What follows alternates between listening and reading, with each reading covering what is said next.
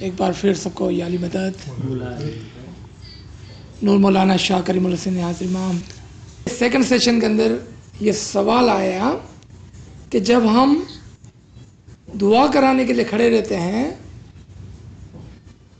تو کیا پہلا کوشچن ہم کو صرف اپنے لیے دعا کرنی چاہیے یا پوری فیملی کے لیے، سب دوستوں کے لیے، بلکہ پوری جماعت کے لیے دعا کرنی چاہیے؟ اور دوسرا، چونکہ پیر ماں باپ نے اگر ہم کو کہا کہ آپ اپنی خود کی فکر کریں تو ہم اپنے خود کی روح کی فکر کریں، باقی کو چھوڑیں. اس میں سے کیا بات درست ہے، یہ یا وہ؟ ناچیز کی نظر میں یا ناچیز کے جو علم ہے، آنا دعانا تھوڑا بہت جو علم ہے، میرے خیال میں وہ لوگ زیادہ اچھے ہیں یا بیٹر آف ہیں کہ جو دوسروں کے لیے دعا کرتے ہیں بنسبت اپنے لیے. یعنی کہ دوسروں کے لیے پہلے پھر اپنے لیے. اور اس کی میں آپ کو 2 مثالیں دیتا ہوں. ایک حدیث اس طرح سے ہے کہ کھانے سے پہلے آپ دیکھیں کہ آپ کے نیبر نے کھایا ہے کہ نہیں کھایا ہے. اپنے خود کے پیٹ کی فکر نہیں کریں، پہلے دیکھیں کہ آپ کے نیبر نے کھایا کہ نہیں کھایا، پھر آپ کھانا کھائیں. اب ہم دعا پر آتے ہیں. دوسری مثال میں آتے ہیں ہم، and we will cover both again. کہ خود کے لیے دعا کرنی چاہیے یا دوسروں کے لیے دعا کرنی چاہیے. اگر ہم ایک سیکنڈ کے لیے اس غریب کی بات پر یقین کر لیں، کیا بات پر یقین کر لیں؟ کہ دوسروں کے لیے دعا کریں. اور اگر ہر شخص ایک دوسرے کے لیے دعا کرتا ہے، خود کے لیے نہیں، یعنی میں آپ کے لیے کروں، آپ میرے لیے کریں، تو یہ بہتر طریقہ ہے. یا آپ اپنے لیے کریں اور میں اپنے لیے کروں، یہ بہتر طریقہ ہے. تو ہم قرآن سے، خداوند تعالیٰ کی زبان سے اور موسیٰ کے قصے سے اس کو سمجھتے ہیں. تو جب موسیٰ نے خداوند تعالیٰ سے پوچھا کہ یا خدا، کیا مجھ سے زیادہ اس دنیا میں کوئی زیادہ علم رکھتا ہے؟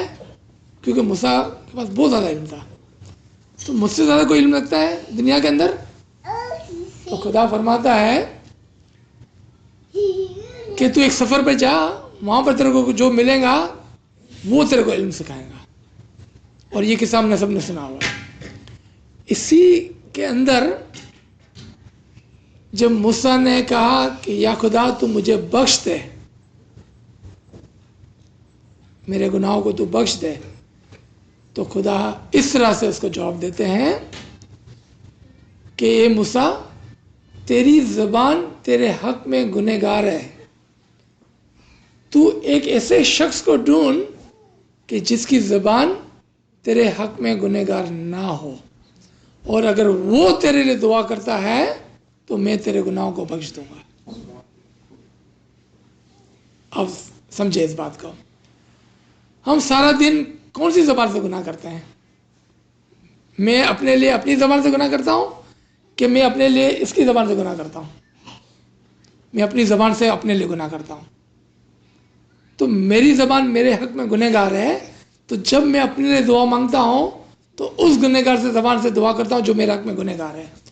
لیکن چونکہ یہ میری بیٹی نے میرے حق میں کبھی بھی گناہ نہیں کیا اس کی زبان سے، تو اس کی زبان میرے لیے پاک اور صاف ہے. اگر وہ میرے حق میں دعا مانگے تو خدا اس کی دعا کو قبول کرے گا میرے لیے. اب آپ بتائیں کہ ہمیں دوسروں کے لیے دعا مانگنی چاہیے یا اپنے لیے؟ دوسروں کے لیے. لیکن ہم کو یہ بات سکھانی ہے لوگوں کو، ہماری جماعت کو، ہمارے دوستوں کو، ہماری فیملیز کے اندر، کہ ایسا کرتے ہیں کہ ہم سب ایک دوسرے کے حق میں دعا مانگیں، نہ کہ اپنے حق میں دعا مانگیں. کیوں؟ کہ میں اپنے حق میں، میری زبان گنہگار ہے، آپ سب کی زبان میرے حق میں پاک ہے. اور اینڈ وائس ورسا، میری زبان نے آپ کے لیے کبھی بھی گناہ نہیں کیا ہے، تو میں آپ کے لیے دعا کروں گا. آپ کی زبان نے میرے لیے گناہ نہیں کیا ہے, آپ میرے لیے دعا کریں گے. اب دوسری بات پہ آئیں کہ آپ نے کہا کہ آج یہ حدیث لاگو نہیں پڑتی ہے کہ آپ اپنے نیبر کو چیک کریں کہ وہ بھوکا ہے کہ نہیں ہے. آپ اپنے نیبر کو نہیں دیکھ سکتے ہیں, پر آپ اپنی فیملی کو اچھی طرح جانتے ہیں کہ آپ اپنے فیملی میں ایسے لوگ نہیں دیکھے ہیں کہ جو بہت زیادہ غریب ہے. And you know for fact کہ وہ 30 دن کے اندر 3 ٹک کا کھانا روزانہ نہیں کھاتے ہوں گے.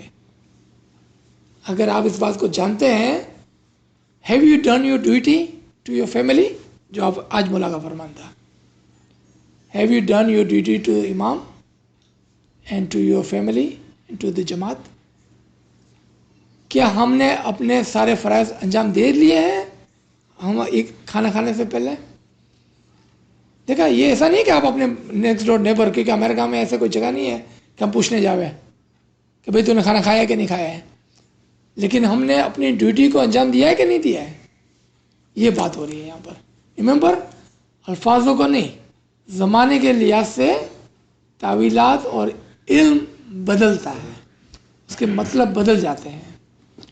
اگر ہم نے اپنی ڈیوٹی انجام دے دی ہے دین بے شک ہماری حلال کی کمائی ہے, ہم کھا سکتے ہیں. تو یہ 2 سوال کا جواب ہوا. تیسرا سوال یہ تھا کہ جب مناچیز نے یہ کہا کہ ہم یہ دعا کریں کہ یا مولا تو ساری جماعت کے جو بھی نیک امیدیں ہیں تو اس کی طرف دیکھنا, ان کے گناہوں کو معاف کرنا, اور اس کا ساری چیز اس کی اچھی کر دینا, اور پھر تیرے پاس وقت ہو تو اس غریب کی طرف بھی ایک نظر کرنا. تو آپ نے کہا کہ یہ غریب بولنا مجھے کیوں ضروری ہے؟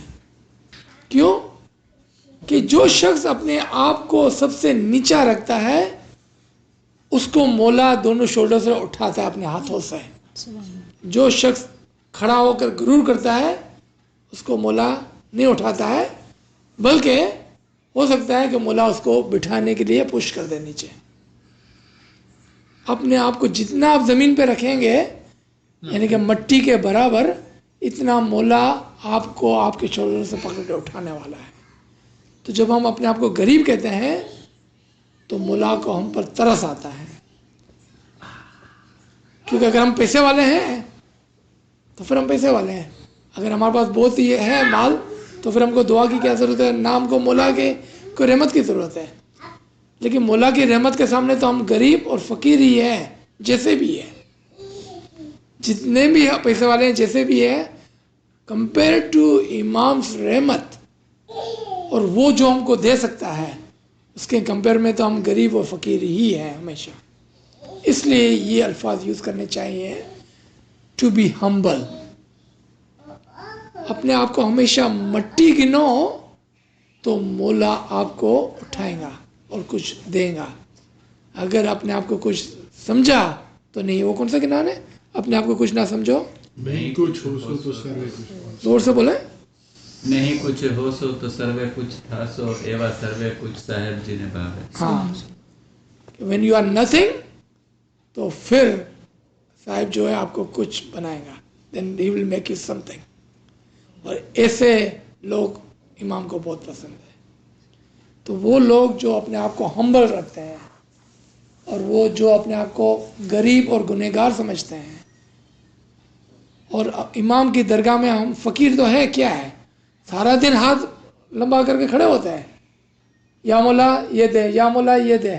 تو فقیر نہیں ہے تو کیا ہے, غریب نہیں ہے تو ہم کیا ہے. سارا دن ہمارا ہاتھ پھیلا ہوا ہوتا ہے اس کے درگاہ کے اندر, اس کے سامنے.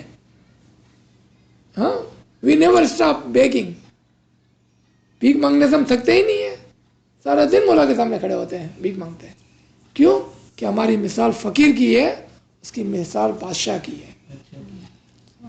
وہ غنی ہے اور ہم فقیر ہیں. ہاں, ایک مقام پر ہے خدا تعالیٰ نے فرمایا کہ تم میری حقیقی معنوں میں اطاعت کر تو میں تجھے میرے جیسا غنی بنا دوں گا. پھر آپ کو کسی کے سامنے ہاتھ پھیلانے کی ضرورت نہیں پڑے گی. لیکن شرط کیا تھی, اگر تم میری حقیقی اطاعت کرتا ہے ट्रू सबमिशन, तो फिर मैं तुझे अपने जैसा बादशाह बनाऊंगा, गनी बनाऊंगा, पैसे वाला बनाऊंगा, तू कभी भी फकीर ना होगा। दुआ कराने के अंदर ऐसे ऐसे असरार और राज छुपाए गए हैं, यानी कि मौला की कुर्बत का सबसे बेहतरीन तरीका जो है वो अपने आप को हम्बल करके हाथ जोड़कर और दूसरों के लिए दुआ मांगे, और दूसरों के लिए दुआ मांगने के बाद ये आप कह सकते हैं कि या मौला, अगर फिर तेरी रहमत के दरिया में ये गुंजाइश हो तो फिर इस गरीब और फ़कीर की तरफ भी देख लेना। तो ये अपने लिए दुआ हो गई फिर, लेकिन किस मायनों में? अपने आप को हम्बल करते हुए, अपने आप को गिराते हुए, अपने आप को नीचा रखते हुए, ताकि पीर की फरमानबरदारी भी हो गई। पीर ने कहा कि अपने आप को नीचा रखो, और इमाम को भी अपने खुश कर दिया कि इमाम को वही पसंद है जो अपने आप को मट्टी करार देता है, वो पसंद नहीं है जो अपने आप को गुरूर में रखता है, वो पसंद नहीं है। तो ये दुआ कराने का सवाल का जवाब यहाँ पर था